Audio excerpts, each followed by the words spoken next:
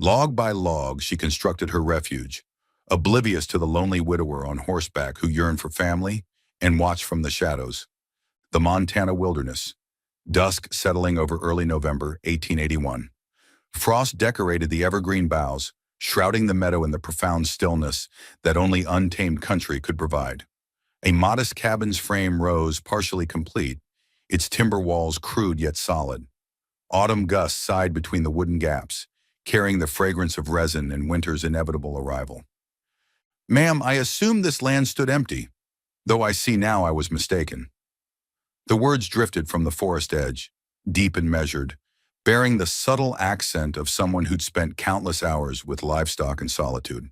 Eleanor Sullivan rose gradually, one palm pressed to her aching spine, the other clutching her hammer's worn grip. She pivoted to discover a mounted stranger observing her from the clearing's border, his chestnut stallion scraping the frost-hardened earth. Eleanor's pulse hammered against her chest.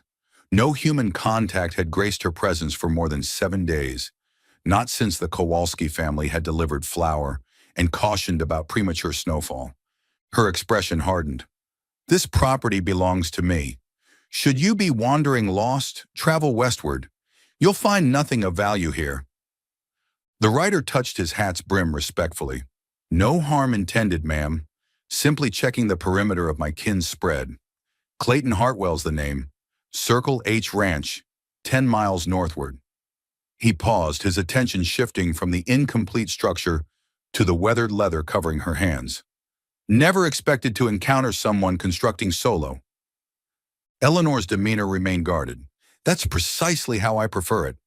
Clayton dismounted with fluid grace, guiding his horse several paces nearer while maintaining proper distance, his boots creating soft sounds against the frozen vegetation.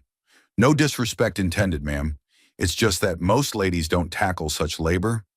His gaze moved to the wall structure, then to her rounded abdomen. "Particularly not while expecting." "I didn't journey here to conform to most ladies' expectations."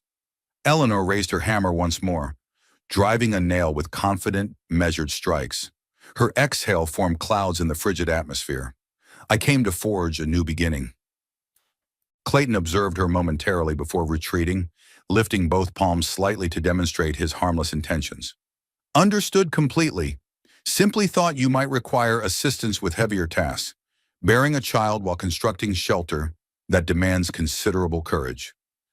"Courage I possess in abundance. What I lack is patience for charitable gestures."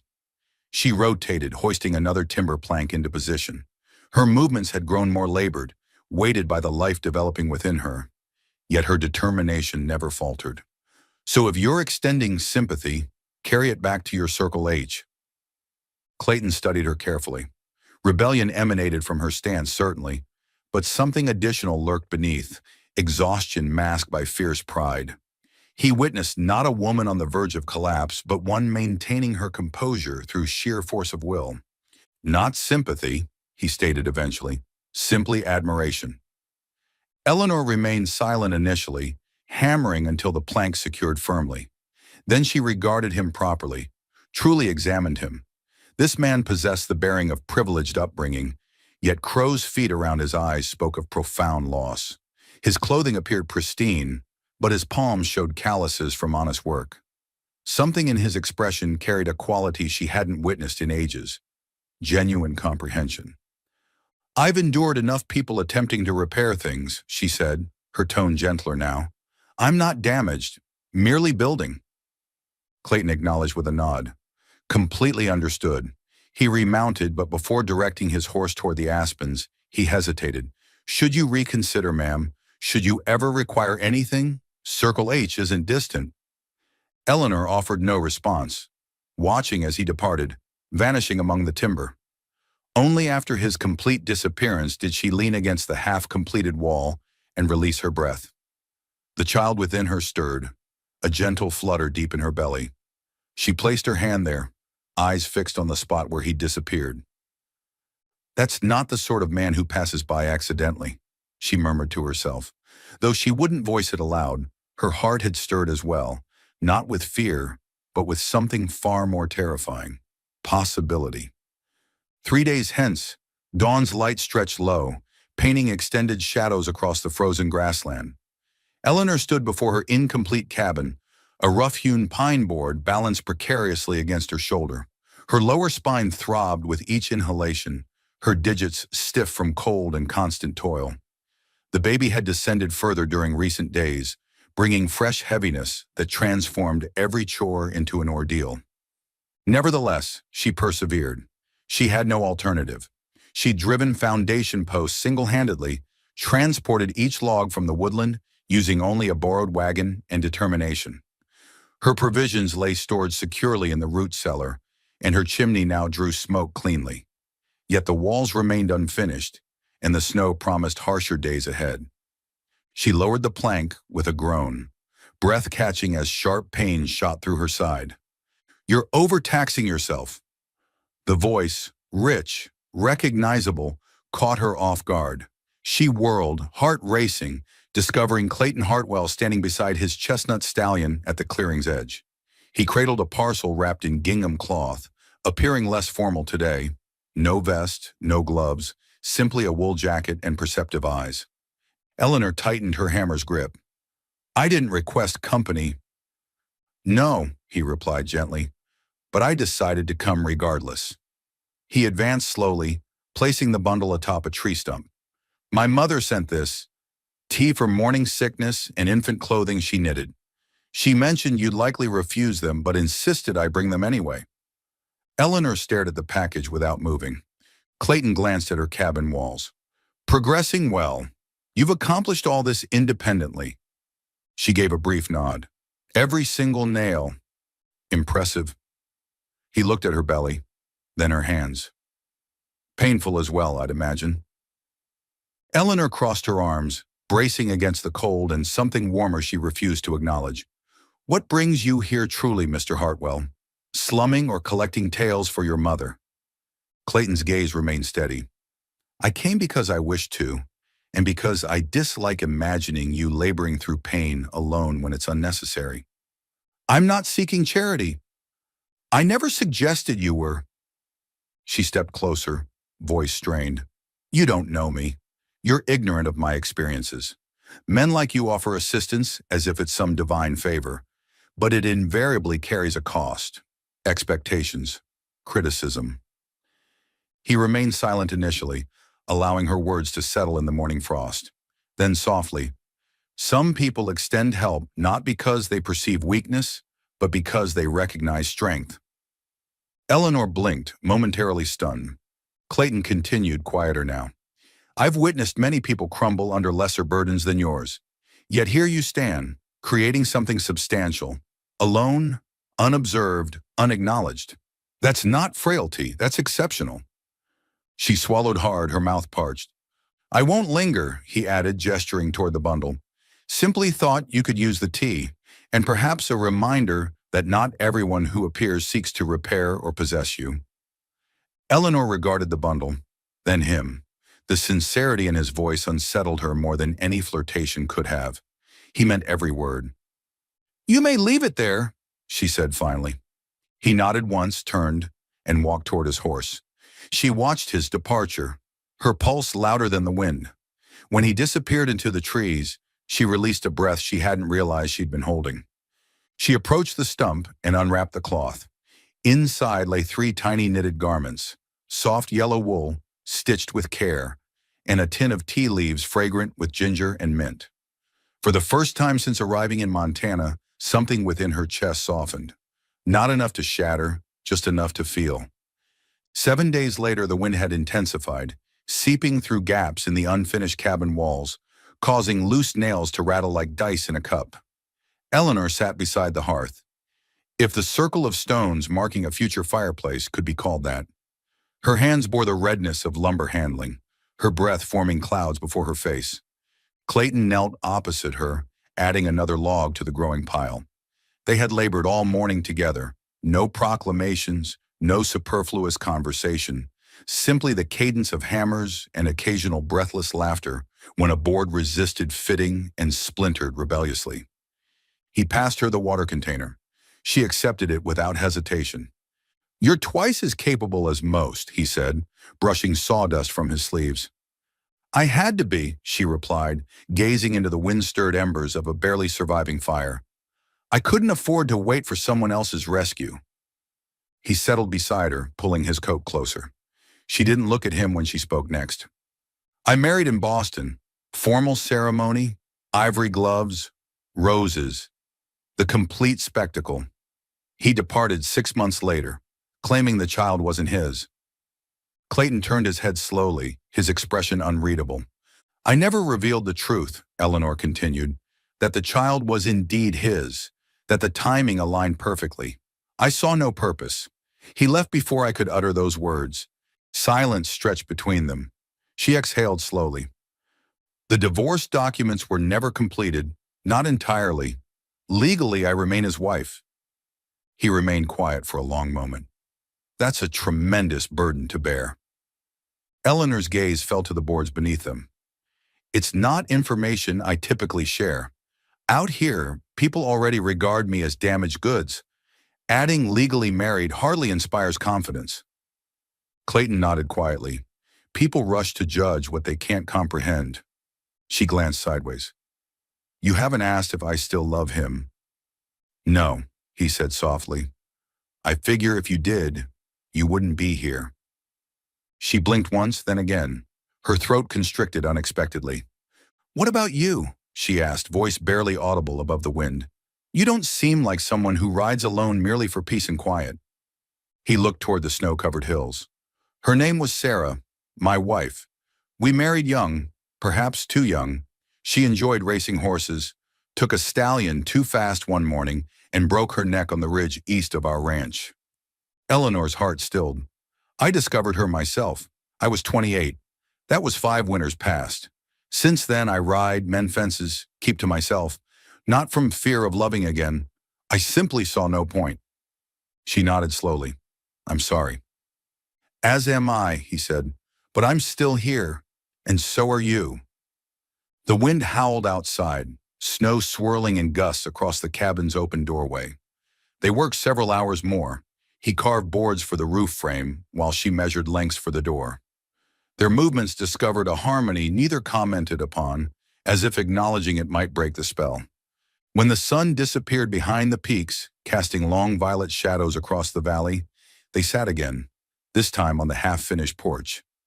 Eleanor wrapped her shawl around her belly, her gloved hands trembling slightly from exertion. Clayton offered his coat. She declined it. But after a moment, she said quietly, It feels safer to handle everything alone, but perhaps it's simply lonelier. Clayton looked at her, not with pity, not with possessiveness, just something steadier, warmer. Perhaps, he said, and the wind for once passed gently through the timber walls, as if deciding momentarily not to drive them apart. Late autumn, wind spiraling through the valley, carrying whispers with it. By the time the first frost coated the tall grasses surrounding Eleanor's cabin, the wind bore more than cold. It carried voices, fragments of gossip laced with curiosity and judgment, drifting into town with every passing wagon. They discussed a woman alone in the wilderness, too proud for charity, too stubborn for society's expectations. But more than that, they spoke of the visits, of Clayton Hartwell, of a respected rancher's son seen frequently riding south, lingering too long near a half-built home, and a woman who wore her shame like protection. Eleanor had caught whispers at Willowbrook's general store when trading eggs for flour. The clerk's courteous smile had grown strained. The Kowalskis, kind as they'd been, had become cautious, their questions more abrupt. She pretended not to notice until one cold morning, with the ground rigid beneath her boots and the air sharp with pine and secrets, an unfamiliar carriage rolled into her clearing. The woman who emerged moved like someone accustomed to commanding attention. Her coat was imported wool, her gloves fine leather, her hair arranged in an elaborate style that spoke of servants and sophistication. Miss Sullivan, the woman said crisply, adjusting her skirt as she surveyed the modest porch. I am Victoria Morrison. I imagine my name has reached you, if not formally. Eleanor didn't speak initially. She straightened, placing her hand instinctively over her expanding belly. I know of you, she replied, voice controlled. Victoria's gaze swept over the cabin, the sawdust, the unpainted walls. Then it settled on Eleanor. Then I'll be direct. This arrangement, whatever exists between you and Mr. Hartwell, must cease. Eleanor lifted her chin. There is no arrangement. Then end the association. He visits frequently. People gossip. His family name is being dragged through every parlor in Willowbrook and beyond.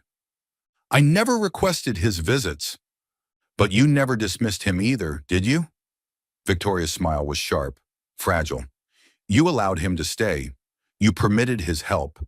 And now my fiancé hesitates to set our wedding date while the town wonders if he's fathering another man's child. Eleanor's heart pounded, but her voice remained steady. He's a free man, Miss Morrison.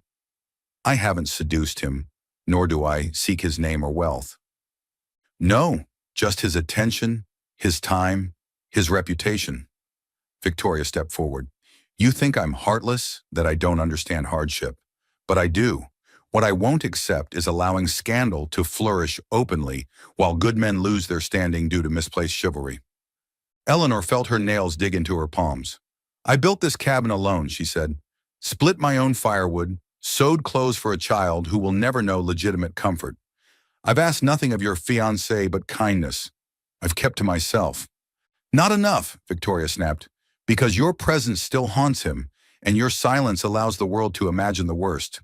She drew a breath, cold mist curling from her lips. Leave. Sell the land. Go east or disappear into some other town that will accept a woman in your situation. But don't remain here. Not where he can see you. Not where his future is being diminished one scandalous story at a time. Eleanor felt heat rise in her face. You don't own him. But I understand how this world operates, Victoria said. Men fall in love with ideas, romantic notions about strength wrapped in suffering, but they marry respectability. They marry the path of least resistance. She stepped back. Make it easier on him, on all of us, before this ends worse. When the carriage wheels disappeared into the forest and silence returned, Eleanor stood motionless. The cold bit through her shawl. Her breath came ragged. Later she would sweep the porch, restack the logs Clayton had chopped the previous week. She would boil tea and feel the baby kick beneath her ribs. But for now she stood on that porch, her body aching and her heart heavier than any lumber beam she'd lifted. She looked out into the wilderness that had become her only sanctuary. Then she whispered to no one, Am I destroying the only good man who ever looked at me without pity? Early winter, snowfall steady. The earth hushed beneath a blanket of white. The storm arrived quietly but persistently. Snow clung to the trees like delicate lacework, and chimney smoke curled silently above Eleanor's cabin. She sat by the fire, her hands wrapped around a tin cup of tea that had long since grown cold. Days had passed since Victoria Morrison's visit. Days since those cutting words had pierced her defenses and left behind something far more dangerous than fear, uncertainty. Each time the wind whistled through the trees, she braced for another confrontation, for Clayton to arrive with anger in his voice or disappointment in his eyes. But when he did come, he brought neither. The hoofbeats reached her ears before the knock did, deliberate, familiar. She opened the door before he could raise his hand. Snowflakes scattered from his shoulders and hat brim. His coat was dusted with white, his cheeks reddened from cold and determination. Eleanor, he said, his voice low and calm, I need to speak with you. She stepped aside. You shouldn't be here. I should be exactly here, he answered, stepping inside. The fire flickered against his features as he removed his gloves. His movements were different now. No wavering, no courteous doubt, simply determination. She remained by the hearth, arms crossed over her belly, as if protecting both herself and the life within from what approached. I returned home, he began, and informed my father the engagement was finished. I told him I would not wed Victoria Morrison, that I would not be coerced into constructing a life I don't believe in. Eleanor's breath hitched. He was livid, Clayton said simply. Threatened to disinherit me. Called me a fool. But I held my ground. Clayton, she began, but he raised his hand. I'm not sharing this to impress you. I'm sharing this because you must understand. This isn't about pity or defiance or some romantic whim. He stepped closer, his voice softening. This is about choosing what's genuine.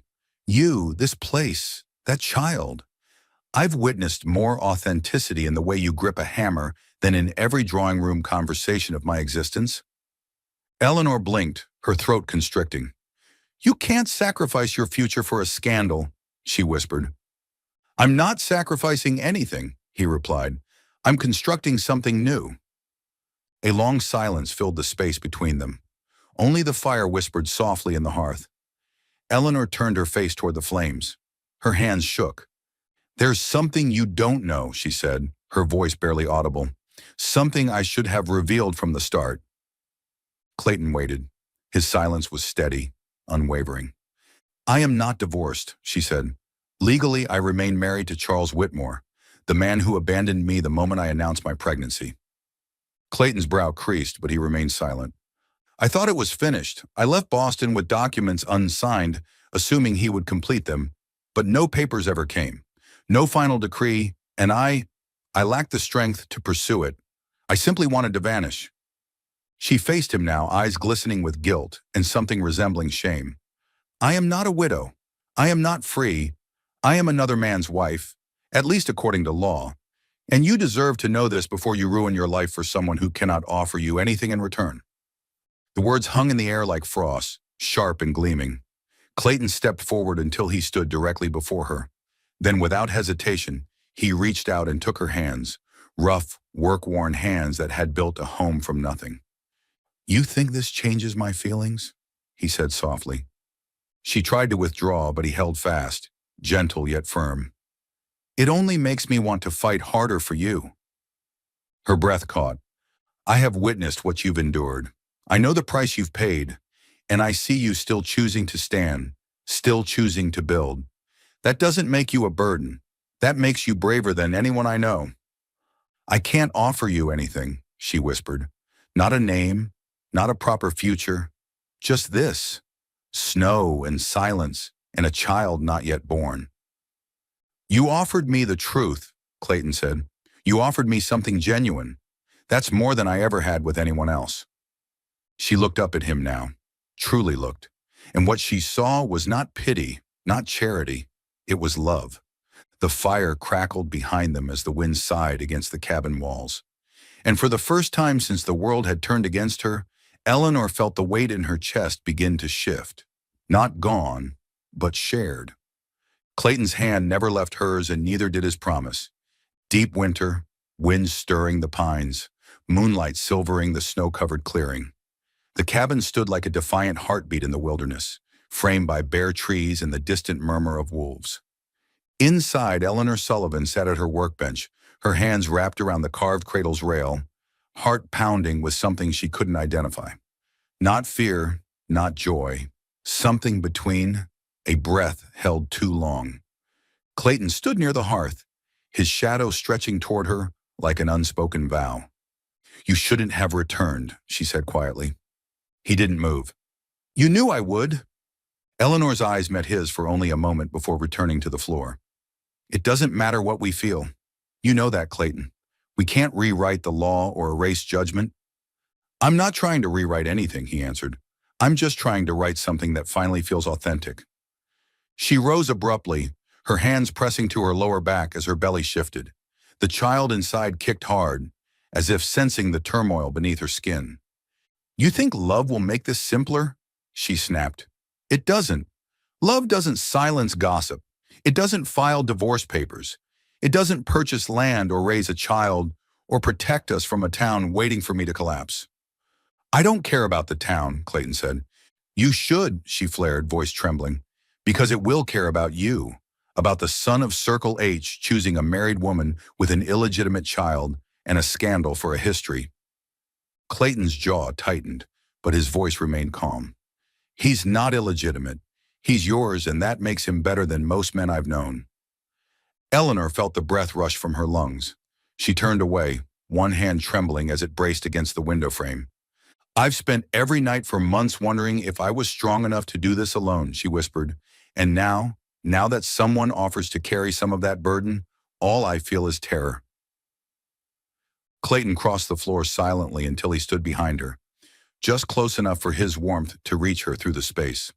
"Why terror?" he asked. "Because I've loved before," she answered, barely audible. "And I was wrong. Because I believed words that turned to ash in my mouth. Because I trusted a man to stay, and he left without even asking if the child was his." Clayton's voice was low. "And now you think I'll do the same?" She didn't answer. He placed a hand lightly on her shoulder. "Eleanor," he said, "I know what it is to lose someone, to have the ground torn from beneath your feet. My wife, she died on a morning that began like any other. One minute she was teasing me about my coffee being too strong. The next her horse bolted, and she never opened her eyes again." She turned slowly, her face stricken. "I buried her under a cottonwood tree," he said, "and every day since, I've lived like the world owed me nothing. I stopped believing in fate, in joy, in any of it." He cupped her face then, gentle, reverent. "Until I rode into your clearing and saw you driving a nail like it owed you rent." A single startled laugh broke from her throat, half sob, half disbelief. "You're not some lost woman I stumbled across," he continued. "You're the fire I didn't know I needed, and I don't want to lose that. Not because of laws I didn't write, not because of people too cowardly to build something for themselves." Eleanor's hands came up, touching his wrists, but not pushing him away. "I don't know how to let you in," she said softly. "I've built so many walls, I forgot where the door is." He leaned his forehead to hers, voice breaking. "Then let me help you find it." For a moment the world narrowed to just them. Snow outside, warmth within, and a fragile thread of hope pulling tight. "I lost my wife before," Clayton whispered, his voice full of memory and new resolve. "I won't lose you, too. Not when I finally found something worth keeping." Eleanor closed her eyes, and for the first time in years, she did not feel alone. The sky turned the color of lead by late afternoon. Eleanor gripped the porch railing as a bitter wind stirred the pines into nervous whispers. The baby had been restless all morning, kicking low and sharp, as if it too sensed what was coming. Snow fell heavy, thick, and fast. Within an hour the world disappeared in white. Eleanor lit every lamp, laid out towels, boiled water, her pulse wild with dread. Then it hit her, contraction like fire, stealing her breath, doubling her over. She clutched the table, eyes wide with pain.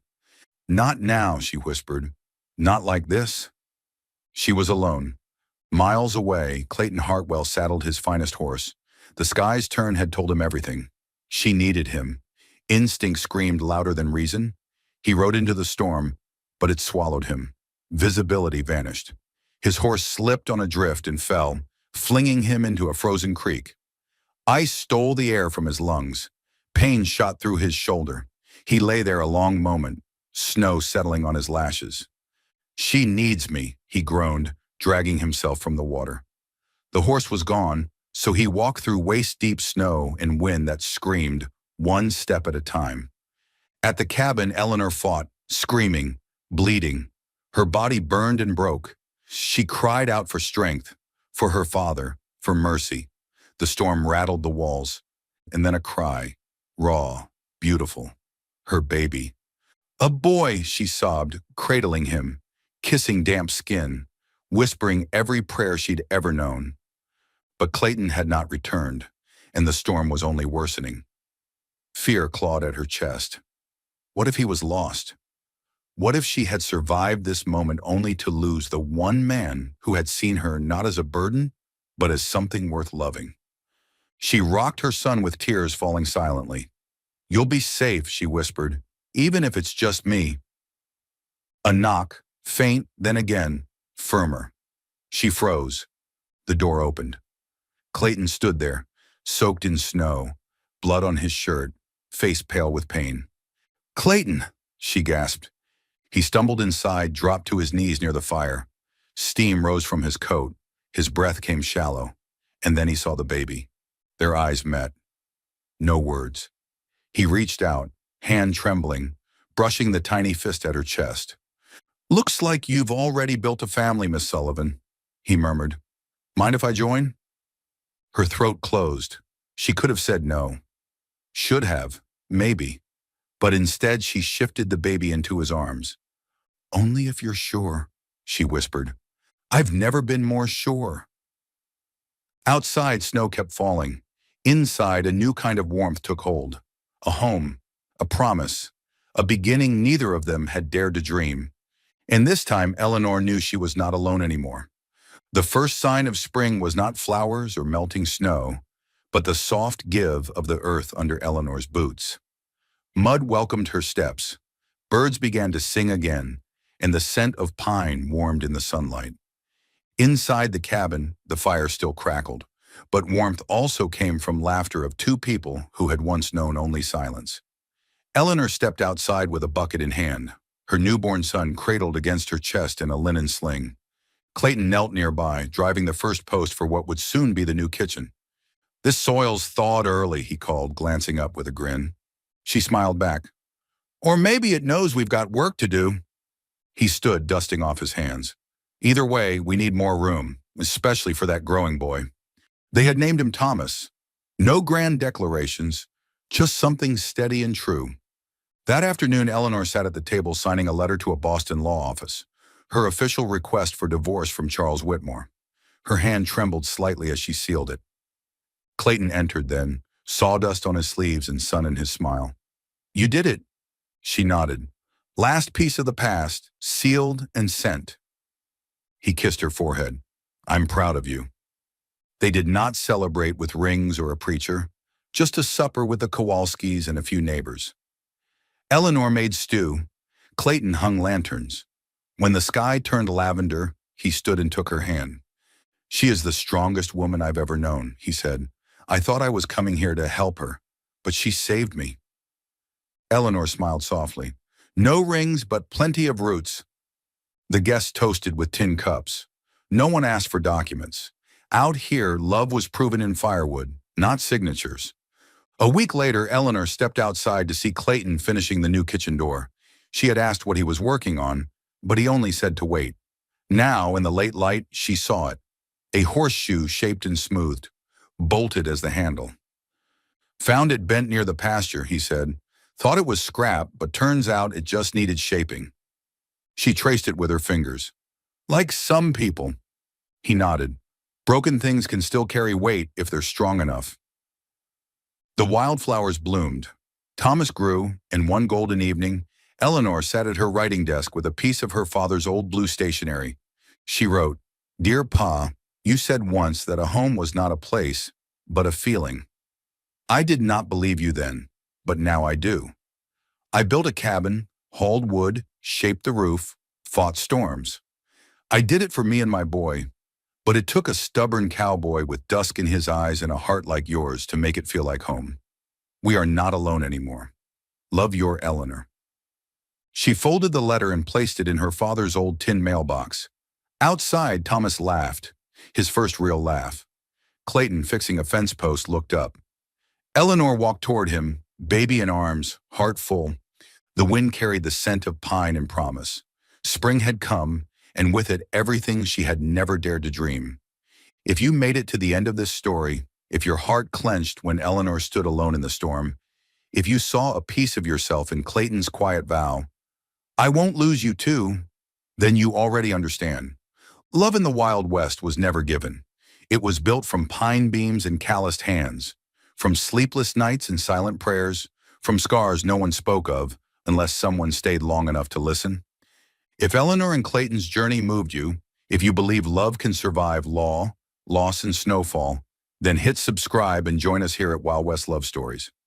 Because every week there's another story waiting, of hearts crossing deserts, of last embraces beside firelight, of people daring to believe in each other even when the world tells them not to.